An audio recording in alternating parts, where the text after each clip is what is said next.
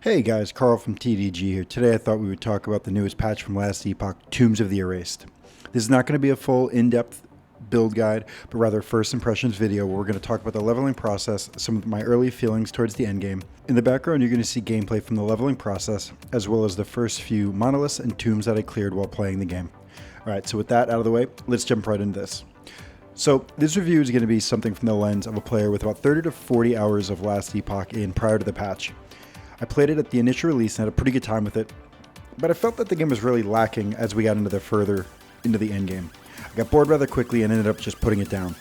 However, this time around, really all I could say is wow, they really cooked this time. So I started this patch as a Sentinel and ended up speccing into a Paladin, where I spent the majority of the campaign using the Rive and Javelin combination as my damage and clear, with passive damage coming from Healing Hands, Symbols of Hope, and later on Holy Aura. Around level 50 I ended up speccing out of this combo and ended up picking up Judgment as well. This was a major game changer for me. For those of you who don't know, I'm a PoE 1 main and I could absolutely not turn down the opportunity to play this game's version of RF. So that's what we did to finish off the leveling process. Leveling felt smooth, it was fast, it was easy, and it just kind of flowed. This might have been due to the build I was playing though, as Sentinel did just receive some reworks and some buffs going into the patch. But it didn't actually feel bad. Rather, the game allowed me to enjoy the game, play at my speed, and focus on other things while blasting away right from the start. I got to pay attention to mechanics, what was going on with crafting, how to break items down, and what was going on around me. It never felt like I hit a wall like it does in other ARPGs, looking over at you PoE 2, but rather I felt like the game was giving me subtle hints from some of the tougher enemies that I faced. Bosses, champions, sentinels, exiles.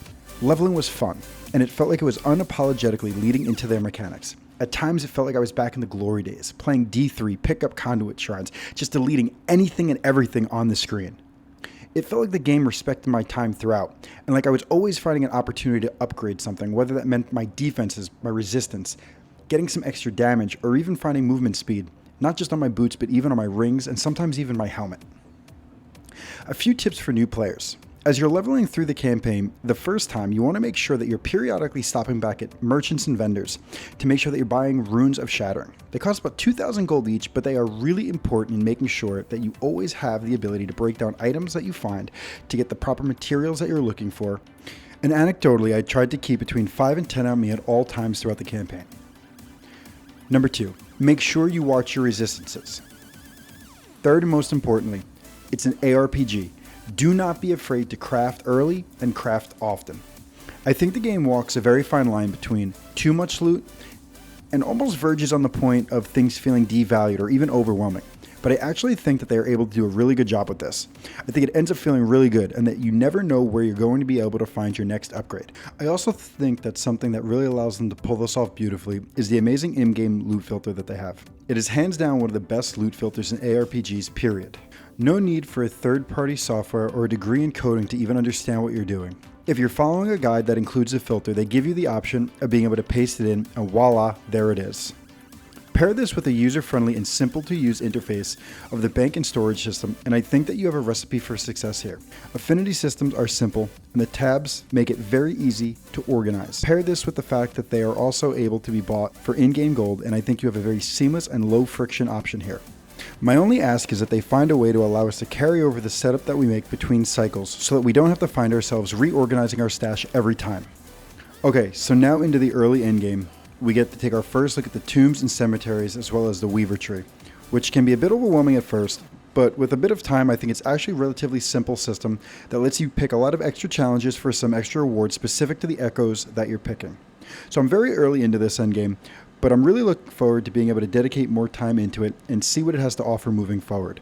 I think there's a lot of really unique combinations that will allow us to target farm the items that we're looking for to get the best builds or items for our builds moving forward. As for the gearing and my build, I've gotten to the endgame and I've been able to focus on capping my resistances while also working to farm some of the gear to help me continue to progress. I've not yet actually chosen a build.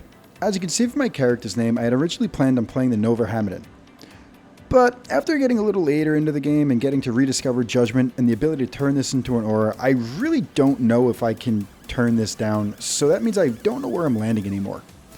Alright, so with all that being said, let's boil this down and do a few final thoughts. Firstly, I've really been enjoying this and having a blast playing. I find myself looking forward to find time each day to sit down and get a little bit more progress made. Secondly, I really think that this patch has solidified Last Epoch's place between a D4 and a PoE 1. It's a game that I think you can get a lot of fun playing somewhere between 100 to 300 hours per patch or per cycle. I believe they're aiming for about 3 to 4 months per cycle. For PoE 1, that would make you feel like you're just not getting deep enough, you're not learning enough of the mechanics, barely scratching the surface. D4, I struggle to think you'd have anything left to do. PoE 2, I mean, would you be out of the campaign yet? Seriously?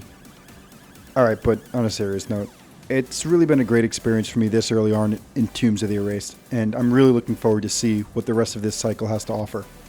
I'm really hoping that everybody's having as much fun as I am. And if you're playing this season, comment down below and let me know what you're playing. Share your thoughts and let me know if you have any ideas for future build guides or build videos. If you're not playing, why not? What's holding you back? And with all that being said, as this runs out, I'm going to leave you with my most recent tomb clear. Don't forget to like, share, and subscribe for more content similar to this, as well as future build guides and updates, as well as progress videos coming soon. I'll catch you guys in the next one. Peace.